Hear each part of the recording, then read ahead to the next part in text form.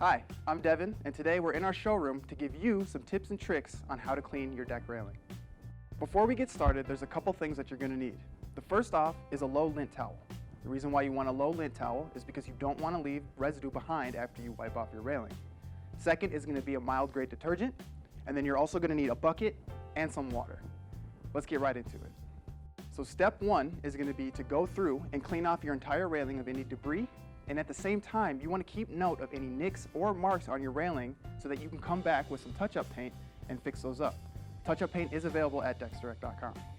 So now that we have our railing all wiped down and clean, it's time to mix our soap and our water.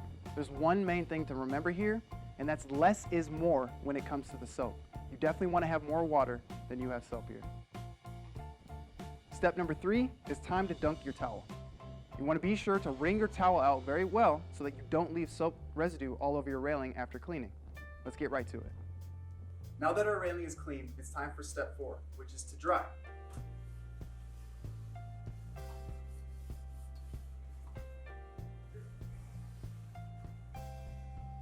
And once you're done with step 4, it's time for step 5, which is to enjoy yourself.